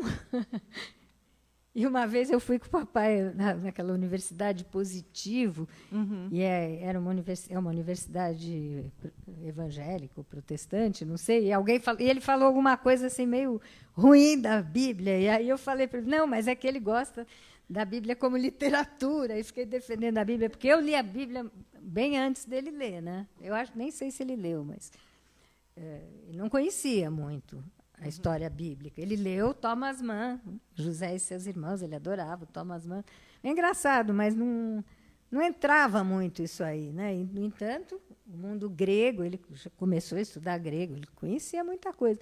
Não sei, a gente não falava da Bíblia, pode ser que eu seja injusta com ele, mas ele não tinha assim, esse interesse pela história judaica também. E hoje... eu comecei isso assim... por esse lado de fantasmas, eu acho. Assim, eu gosto muito dos Dybbuk. Os filmes dos Dybbuk, eu tenho uma coleção de vários assim, filmes bem antigos e filmes de Stetlo. Eu fui comprando nos Estados Unidos, mandando vir coisas. Então, além do Dybbuk, aonde você se reconhece na cultura judaica? Eu sei lá, né? Porque tem muita coisa na qual eu não me reconheço. Isso aí ficou Por bem exemplo? difícil. A situação, né, de Israel. Tá. Mas eu gostei muito de Israel. A primeira vez eu era bem ignorante. Eu acho que eu não fiz uma visita condigna. Gostei muito. Fiz assim uns passeios. Que ano que foi? Foi logo depois da Guerra dos 6 Dias, 67.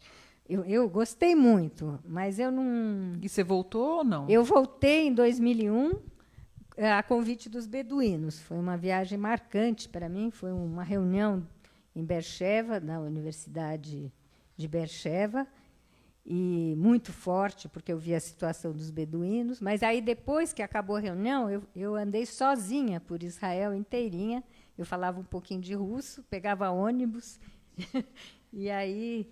E é apaixonante o país, né? Mas foi muito dramática essa coisa do conflito para mim. Eu acho que hoje, indo lá, eu seria diferente. Seria mais tolerante com o que eu ouvia. Mas não tolerante com o que eu ouvia, porque eu ouvi coisas muito graves. Mas eu teria uma outra forma de analisar os lados das coisas, né? Mas eu também gostaria de ir para os países árabes. Eu tenho loucura também... Sem ser pelos países árabes, eu sou louca pela Pérsia, pelo Irã. Eu estive nessa mesma viagem que eu fui para Israel, fui para Turquia, isso aí faz muito tempo também. Eu falei 67, mas eu acho que foi 70 que eu... Não, eu não sei, acho que eu fui, sei lá, acho que foi 70 mesmo que eu fiz tudo isso, que eu fui para a Turquia, para o Irã. Hoje já seria para impossível Índia. isso. Não é impossível, mas é Israel, muito arriscado. Eles não deixam nem você entrar se você tem o carimbo de Israel no passaporte. Você é eu barrada não tenho na hora mais, e né? mandada embora. É. Eles não admitem. Não sei. Assim, eu gosto muito, eu estudo, leio muita coisa sobre a Pérsia, mas já recebi muitos iranianos na minha casa também. Mas... não sei, é muito complicado para mim essa questão. Então, o judaísmo, eu prefiro que seja algo que não tenha a ver com o conflito Israel-Palestina. Uhum. E meu pai tinha muito essa atitude, ele era a favor da paz, ele nunca foi sionista, ele falava essas coisas genéricas, mas também sem ter estudado muito, eu acho, a história de Israel, que eu acho que li bem mais que ele, também vi todo o cinema israelense, que eu gosto muito, li os escritores. O papai leu Amos Oz, a gente acho que leu alto para ele, o livro da família, né? Da História de Amor e Trevas. É lindo esse livro. É o melhor livro dele, maravilhoso, né? Livro, um autobiográfico do Amor e Trevas, do Amos Oz. Muito, muito emocionante. Então aí eu estudei muito mais a literatura sobre a questão, né? Mas é um país que muda muito. A cada ano, nos 70 anos, eu já tive em várias décadas, e muda muito. Você não vai reconhecer se você for hoje, tudo que você viu. E mesmo a Turquia. Eu voltei à Turquia completamente diferente. Né? Então, a Índia também. Né? Eu não voltei, mas... E como é que foi o retorno do seu filho? Em hebraico tem uma palavra chamada tchuvá, que é a volta, né? Aí você tem que fazer uma entrevista com ele, porque não, mas... eu quero ouvir essa entrevista também, porque eu quero entender um pouquinho. Não, mas você como mãe, como é que você foi vendo isso? Como mãe, eu tento imitar meu pai, mas não sei se eu consigo, assim, porque o meu pai não dava palpite em nada da vida da gente. Ele via cada absurdo que a gente fazia, né? É sábio. Tipo abandonar com os índios. A mamãe gostava muito. O papai gostava muito das coisas ligadas à escrita, porque como eu trabalhei com a formação de professores indígenas e com criação de escrita em várias línguas, ele adorava. Eu via assim que às vezes ele falava. Mas eu fiz um lançamento com o papai em Belo Horizonte, ele lançando esse livro e eu a Muqueca de Maridos. Então, eu nessa época gostava de falar todas as coisas que tem no livro, né, da Muqueca, a Guerra dos Pinguelos, acentuava bem a parte sexual, que eu continuo gostando dessas coisas, porque a gente descobre muito nos outros povos. Né? Todo dia eu descubro umas coisas incríveis.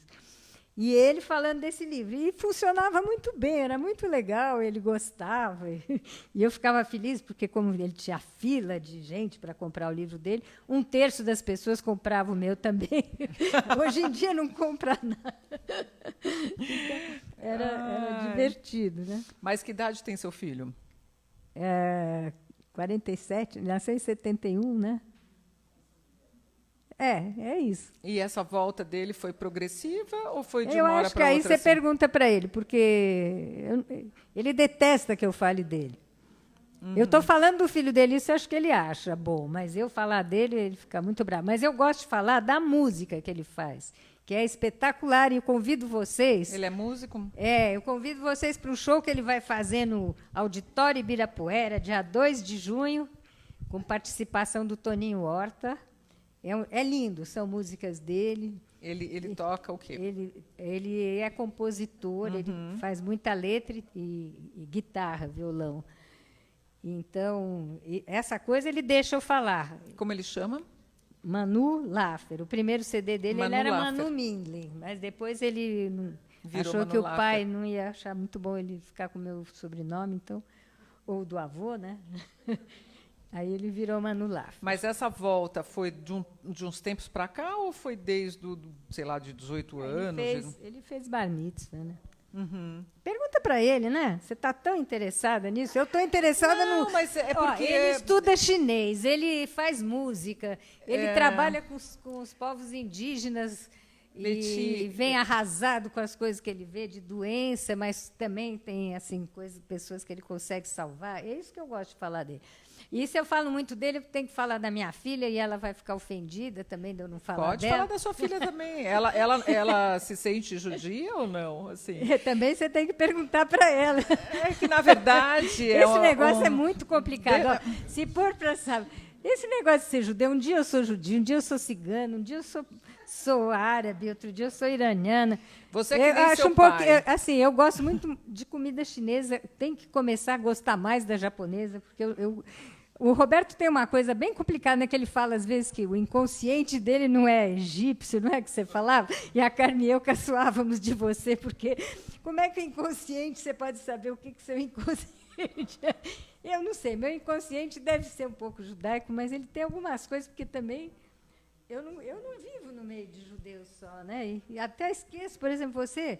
Hoje que eu lembrei, porque você estava aqui, de perguntar se era judia, como aconteceu com essa minha amiga de escola, né? É porque o História Contada, especificamente, ele é um projeto de memória. Então, a gente pergunta mesmo se tem relação, não tem relação, qual foi o legado, o que você recebeu dos seus pais, o que você acha que Então, deixa mas como legado para os seus filhos. Mas essa coisa da memória é múltipla, né?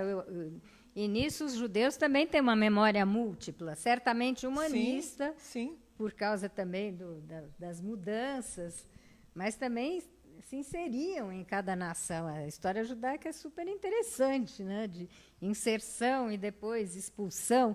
Quem sabe, né, Reni, essa tua pergunta não seja isso. Todos nós, judeus ou não, nós estamos sendo expulsos, né, de um certo lugar da Terra. Não sei se a gente vai achar um planetinha melhor, igual ao do Pequeno Príncipe, que é muito triste aquela história também, né? Os meus netos detestaram o Pequeno Príncipe. E também, no fim, tudo desaparece. Então, Eu falei da Austrália aqui no início, né, porque a gente estava falando dos índios e como ali existe um sentimento coletivo de que houve uma invasão daquela terra, onde meu filho está vivendo com a esposa dele, e é interessante porque ali parece o paraíso perdido, porque eles têm 20 milhões, é um país continental, quase tão grande quanto o Brasil, e eles escolhem a dedo quem entra lá. Quer dizer, você tem gente do mundo inteiro, viu, Betty? Mas são pessoas que têm que ser qualificadas, que têm que ter estudo, que venham para estudar, para contribuir, que têm uma relação com o meio ambiente, que, assim, eles estão realmente cuidando muito dessa coisa de plástico. Então, é interessante, né? Porque você falou do paraíso do Pequeno Príncipe, eu falei, acho que é a Austrália. Mas lá, você está um pouquinho idealizando também a Austrália, porque os aborígenes não são assim, não tem todos os direitos afirmados, não. Também é muito complicado. Mas eu a achei situação. bacana da sociedade, boa parte da sociedade, manifestar em Melbourne, que é uma cidade grande, eles fizeram protestos em solidariedade. É nesse sentido que eu quis dizer. Não. Espera aí, tem duas pessoas falando ao mesmo tempo. Por favor, faça a sua pergunta ali atrás. Deixa eu queria te fazer duas perguntas. Isso que a gente estava falando sobre a cultura, da gente viver, dos indígenas, eu queria saber sobre você como antropóloga, qual a sua opinião, qual a importância da herança da cultura deixada pelas mulheres artistas? E também queria saber qual que é a maior cultura que esses indígenas podem despertar nessas mulheres e também se você puder falar um pouquinho sobre a maior herança que você pode deixar sobre isso. Você está falando das mulheres indígenas? A pergunta. Eu queria saber das mulheres artistas que falam. Você que me escreveu? Eu não sei também. As mulheres indígenas são grandes artistas, né? E na maioria dos povos brasileiros, por exemplo, a cerâmica é feita só por mulheres. Elas ficavam muito escandalizadas, que eu tenho um grande amigo ceramista. E os colares, uma grande parte da arte é feita por mulheres. É que eu digo mais assim, por exemplo, eu acho que as mulheres, quando elas falam sobre a herança indígena, eu acho que elas têm uma sensibilidade maior para descrever os povos indígenas. E aí eu queria saber sobre a sua opinião, o que você acha sobre essas artistas que pintavam sobre os indígenas. Você está falando da Tarsila? A Tarsila Uma, acho que tem Anitta. outra no MASP também. Não sei, eu não sei o que elas pensavam também, né? Não sei também qual era o conhecimento concreto, eram imagens que esses artistas tinham dos povos indígenas. Bom, porque falaram muito desse mundo, mas é diferente de você ir num povo e ver o que está acontecendo, né? As atuais, né? As atuais, é que ela está falando dos modernos. Vocês viram a exposição da Cláudia Andujar? Maravilhoso, maravilhoso. Acho que é uma influência. Ela é uma batalhadora, desde os anos 70 que ela está batalhando pela demarcação. Ela estava aqui na Unibis anteontem, junto com o Isa. E não sei se as mulheres têm mais sensibilidade que os homens, mas ela é uma grande fotógrafa e há outros fotógrafos. A música da Marlui Miranda. Incrível. Ela Mais? Completo. Ouve, não entende nada do que ela está cantando, mas é brasileiro, né? Coragem. Incrível. Ela resolveu cantar só em línguas indígenas. A Marlui é uma que você pode usar mesmo como referência, né? Eu não sei se é aí que está a divisão entre mulheres e homens, né? Nessa herança artística. Mas como que você vê a relevância delas para o mundo, assim, para a gente? Eu acho que as mulheres são o esteio do mundo, né? E as mulheres até pelo fato, aí eu tenho que ir lá para trás, para Simone de Beauvoir, para Anaïs Nin, né? Para Doris Lessing, para as minhas madrinhas, Natália Ginsburg, por causa da submissão, né? Da opressão das mulheres, que é tão presente hoje, o feminismo atual mostra tanto isso. Isso cria uma força contrária. As mulheres negras estão falando muito nisso. É muito bonito o protagonismo das mulheres negras atuais, né? Com toda a desigualdade, com toda a opressão que sofrem.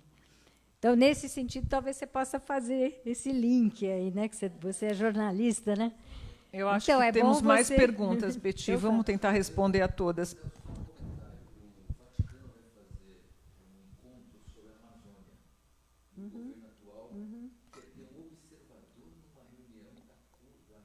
Eu vi isso. Estou sabendo, sim. Estou sabendo e ficando triste essas coisas. É porque eu conheci a Igreja Católica pelo Dom Pedro Casaldáliga. E nesse outro livro que eu trouxe aqui, que eu conto essa história do encontro meu e da Carmen com Dom Pedro Casaldáliga e com Dom Tomás Balduino, em 76, eu acho, que foi incrível. Então, a Igreja Católica, nessa época da ditadura, foi fundamental, e a gente tem muita esperança nesse Papa, né? Vamos ver o que acontece com... Você tinha manifestado a vontade de ler um trecho do livro. Vamos você escolheu ler. um trecho? Você quer ler? Eu não sei. Eu também não... Com o acervo... Vocês construíram esse acervo todo iconográfico. Você fala dos indígenas. Dessas expedições todas. Eu não tenho, assim, iconográfico, eu mesma não tenho. Eu tenho muito o acervo oral, né, que eu estou tentando deixar em algum lugar e devolver toda a mitologia de muitas línguas gravadas, e algumas em português também. Fotografias eu tenho, mas elas já estão assim distribuídas, tanto que o Bolognese usou fotografias nesse filme Espagé, mas tem gente que tem muito mais, né? Assim, esses fotógrafos mesmo que estão fotografando, né? O Sebastião Salgado, que tem esse acervo incrível e tudo. Mas dos diários todos que você fez, nas expedições, todos você já transformou em texto? Quais diários? Não. Todas as suas vidas. Só esse período inicial, né? Depois os diários não são muito superficiais, porque aí eu já estava escrevendo muito relatório, muita coisa. Do trabalho político mesmo, eu acho que eu tenho muito pouca coisa escrita, porque é muito mais o calor da hora. Isso aqui foi assim, essa paixão de ver esse mundo, né? Não sei que trecho que eu leria. É difícil. Deixa eu ver. Eu tinha separado uns aqui. Mas não sei como é que está o tempo aí, né? Tem um que eu acho. Assim, uma grande surpresa encontrar a majestosa aldeia das Brumas, as várias ocas pequenas, todas queimadas. Pelo mato cerrado, com 2 meninos como companheiros, vinha há pouco da aldeia maior, a do facão pendurado, adivinhando a picada estreita, cheia de espinhos e teias de aranha, numa dura caminhada de algumas horas. Logo explicaram a mudança. É que morreu o velho pajé, o capitão. Quase todos aqui eram seus filhos. O luto os obriga a queimar os pertences, a enterrar o morto na própria casa e abandoná-la. A alguma distância das velhas ocas em cinzas, construíram uma enorme oca única, a maior que já havia aqui, onde estão morando todos juntos. É belíssima e, à distância, envolta em neblina, antes que o sol dissolva o mistério, a fumaça dos fogos internos saindo pela abóbada de palha lhe dá um ar fantasmagórico. Bem perto, a única oca anterior que ainda restava abandonada, já cercada pela capoeira, era do pajé morto. Fui vê-la sozinha e discretamente, pois ninguém falava no assunto. A pira funerária estava acesa, porém, provando que ainda há visitas diárias e que a morte está muito próxima. Lembrei-me das piras funerárias dos reis gregos, de Eletra chorando na tumba de Agamenon. O lugar era tenebroso, não me demorei. Ainda mais assustador era o canto proveniente de uma casinha tradicional ao lado da grande oca. Era um pajé em aprendizado, Mauirapô, irmão de Narachar. Canta dias e noites sem parar, dizem que mal dorme. Seu tio materno, também pajé, é o guia espiritual.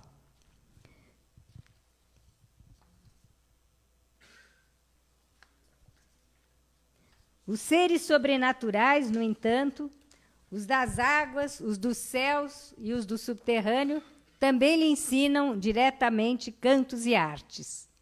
Tremia todo em transe, segurando o naraí, seu bastão de xamã, enfeitado de plumas de arara e de gavião, quando entrei sorrateira pela abertura da parede de palha.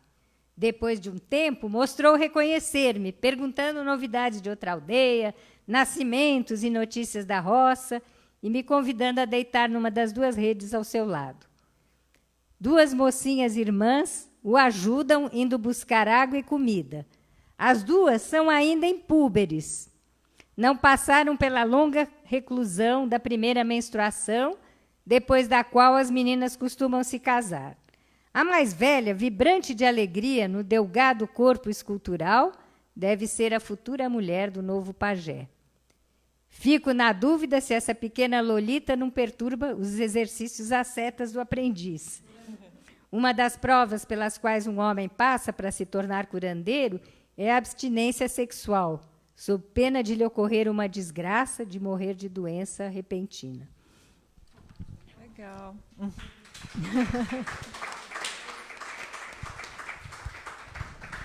Legal, muito obrigada. Betty, você gostaria de deixar uma mensagem final aqui? A gente está encerrando. Vamos continuar com essa tocha acesa, né? Carregando para frente. Nós todos precisamos ir nessas manifestações dos índios. Né? E você passou isso para os seus filhos? Eu estava pensando, Sim. enquanto você estava cantando com bastante entusiasmo, eles gostam também, que nem você? Não, eles gostam. Gostam, eles também cresceram com índios passando lá em casa. Uhum. Eles dão força, sim. Legal. E os netos também. Que bacana. Que força você lendo, dá para ver como você está triste, né, por esse momento. A gente está muito, muito atrapalhada, né? Eu continuo sonhando cada vez mais com um índio que descerá de uma estrela colorida brilhante. E quando a gente estava cada vez mais preparado para isso, vem essa coisa brutal, terrível. Então, os paiter, a última coisa que eu vou falar, eles têm um ritual que eles dividem o povo em metades. E, numa festa, uma metade vem trazendo os objetos de arte para entregar a outra metade. Quase tudo feito por mulheres. E as mulheres dos chefes indígenas, elas carregam uma tocha. E elas não podem deixar apagar essa tocha, senão todo o povo ficará doente. São muitas chefias e muitas mulheres de chefes. E eu penso que nós não somos mulheres de chefes, nem temos chefes, porque nós somos bem anárquicas, mas que nós temos que carregar, homens e mulheres, essas tochas daqui para frente. Quem sabe incendiar alguma coisa, né?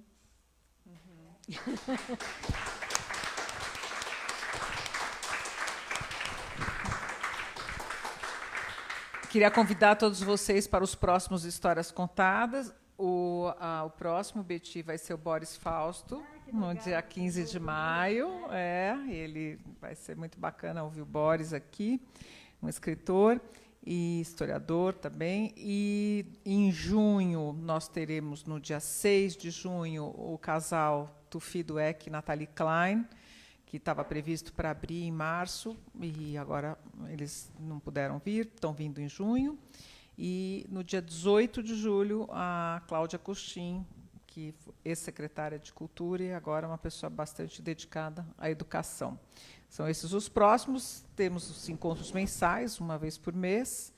Todos convidados, fiquem atentos à programação pelo site da Unibis. E consultem o YouTube para ver as outras entrevistas.